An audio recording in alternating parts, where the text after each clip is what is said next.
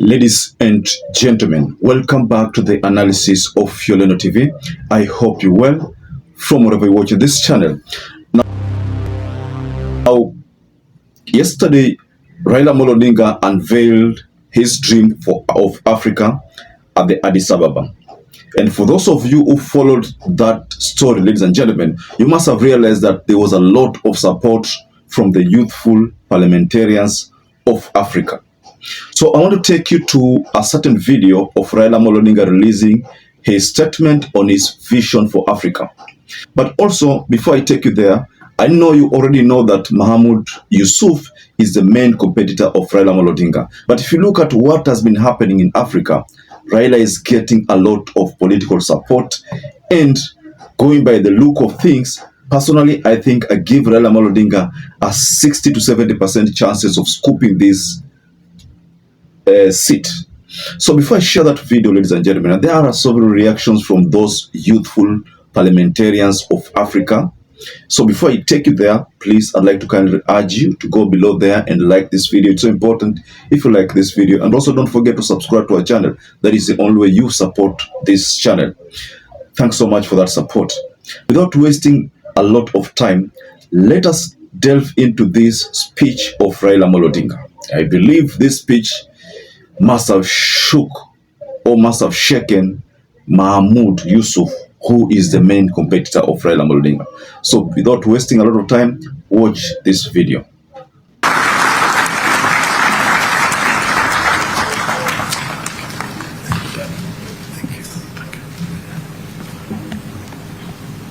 Thank you. You may be seated. My name, as has been said, is Raila Amolo Odinga. I'm an African by way of Kenya, although my ancestors came from a place called Bar El Ghazal in southern Sudan.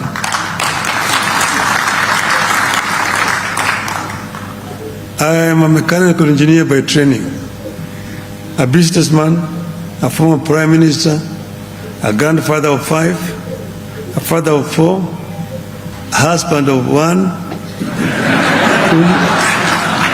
that I know of,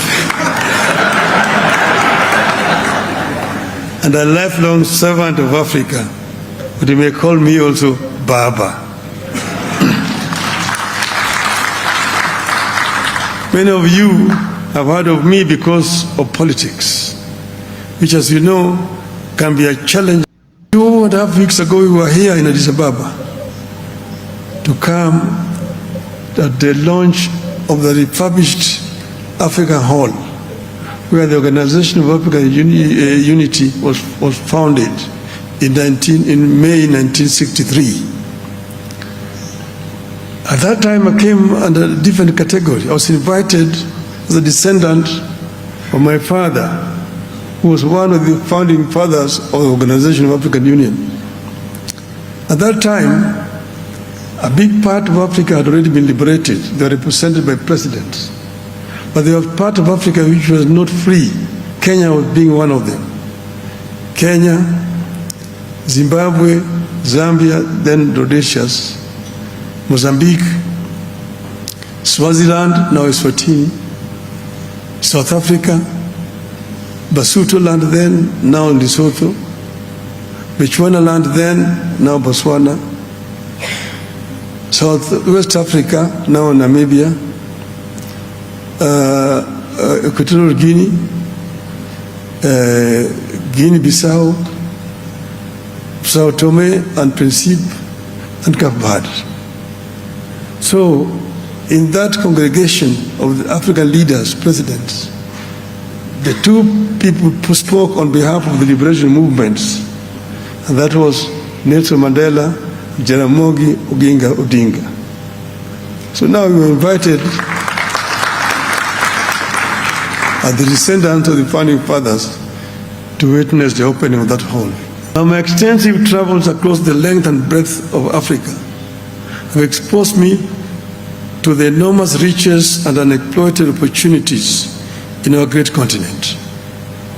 I have also had the opportunity to serve the African Union High Representative for Infrastructure Development in Africa between 2018 and 2023, for which I remain profoundly grateful.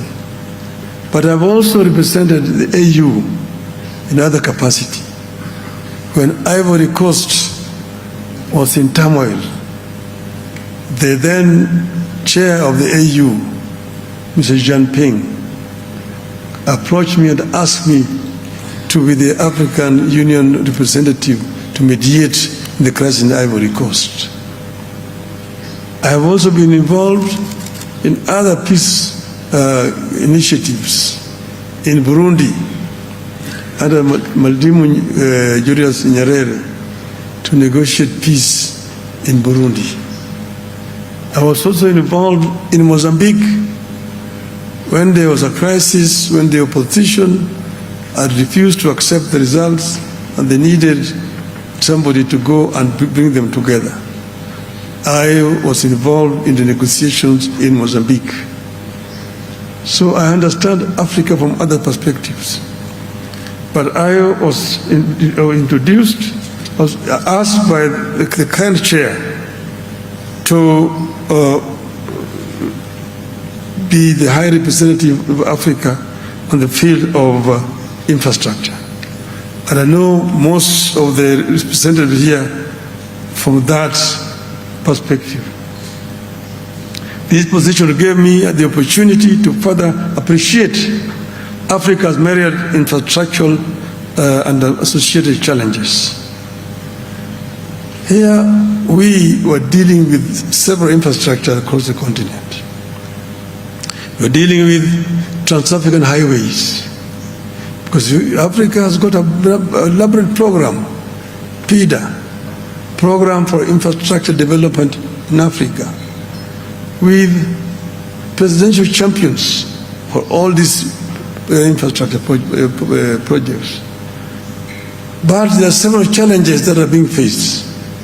That position gave me the inside story of what needs to be sorted out in African Union. We are dealing with trans-African highways, the Cape to Cairo, the Tunis to the Cape, the Dakar through Bamako, Khartoum to Djibouti, the Dakar to Lagos, Lagos to Mombasa. Then you have the trans-African high-speed railway networks from Beira in Mozambique through Zambia, DRC to Lobito in Angola, and then down to Walvis Bay in Namibia. Then you have the trans-African high-speed railway, again from Lagos through the western coast all the way to Cairo. Then you have the LAPSET, the Lamu Port, South Sudan and Ethiopia corridor, which we later on revised to move the railway line from the port of Lamu in Kenya through South Sudan, the Central African Republic, Cameroon port of Kribi, to create a land bridge that links the Atlantic and Indian Ocean and opening up the interior of the continent to transport and trade. These were major challenges. Then we are dealing also with energy. Africa is the richest continent in as far as green energy potential is concerned. The green energy, the solar, the sun is here from January to December. Then you've got geothermal potential in the Rift Valley. Then you've got wind potential around the continent. You've got the hydro potentials in the continent. These are the areas. In the Inga Dam in Congo, you can generate over 100 gigawatts of power. And then you can use that to supply energy across the continent and lower the cost of energy in the continent. You have got the Southern African Power Pool, you've got the Eastern African Power Pool, the Central African Power Pool, the West African Power Pool, and the North. And you can interconnect these power pools and bring down the cost of energy to what is acceptable universally. In some places in the continent, like if you go to the Gambia, the cost of electricity is 38 US cents per unit. What can you do with that? In some places, it is 4 US cents per unit. So if you want to be able to process the raw materials that are available in abundance in the continent, you must address the issue of energy acceptability in our continent. And that was one of the issues we dealt with. The issue of high-speed connectivity, fiber optics, was another one, to connect all the African capitals so that communication can become much easier and faster, and give our people access to the internet. Then the open skies was another issue. Open skies to bring down the cost of air transport on the continent. Africa is huge, and the infrastructure down on the roads and highways and railways are not yet fully developed. But we've got the skies, which are free. You don't need to construct anything. All you need is just construct airports and buy planes. That's all. But then there are barriers which have been put there. Each and every country has got their own air traffic control. And to fly the airspace, you have to get a permission and you have to pay. And this makes the air transport so expensive in Africa, where the air transport is mostly needed. The air transport in Africa is much more expensive than it is in Europe. In Europe, they have got one European air traffic control. And once you've been cleared, you can't just fly, you only inform the other countries that I'm overflying, and you have no problem. In Africa, you have to wait days to be given a clearance if you are trying to fly with your own aeroplane. The other time, I was trying to fly from Dar es Salaam to Niamey in Niger for a conference. I was holed up in Dar es Salaam in a hotel for 10 hours because you must get an overflight clearance over Uganda, DRC, Central African Republic, Cameroon, Nigeria, and Niger itself. At that time, I was going for the funeral of the president of Namibia. I'm sitting in Nairobi at the airport for 3 hours to get clearance over Tanzania, DRC, Zambia, Botswana, and Namibia itself. So these are self-imposed restrictions on our continent. This is what we call the low-hanging fruits that you can harvest without a problem. But these are still there as a challenge. These are some of the problems that we were dealing with when I was there. And saying that this means a challenge that we need to deal with going forward. Then, in the continent, we have the youth. The youth is the biggest asset that we have in our continent. African continent is a young continent because 70% of our youth are below the age of 35. This can be either an asset or it can also be a challenge. Because the youth, if they are not empowered, they become a drag on the economy. They become drug addicts. They become criminals. And they become a drag on the economy. So our youth are the biggest resource that we have in the continent. But we first need to give the youth the requisite tools that they require to be able to create wealth for our continent. This is another major challenge to us. This is what other countries have done. This is what China did. China empowered the youth and gave them skills so that when they opened up their economy, the big manufacturing companies rushed to China because they saw there highly skilled and cheap manpower and also cheap raw materials. So you go to China, all the major manufacturing companies are in China. The automobile, Mercedes is there, BMW is there, Volkswagen is there, Peugeot is there, Citroën, Volvo, Ford, Toyota, Nissan, Hyundai, all of them are in China.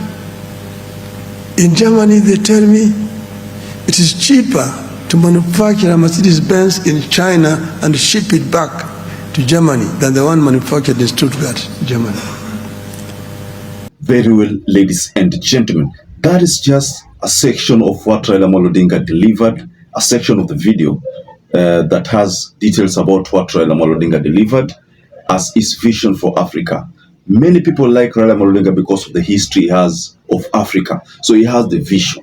So because he has the vision, he knows each and every corner of Africa, the history of Africa. So based on your analysis, ladies and gentlemen, based on that submission, of course, we all know that it's all about Anglophone, Francophones, Lusophones. Of course, we know that is the game plan. But you see, there are forces within OIC. There are countries within OIC that have declared support for Raila. That is real, ladies and gentlemen. If you go by this story that is trending, some of those presidents cannot come out clear and say, we will vote for Raila. Let's say, for example, a president like Ramaphosa.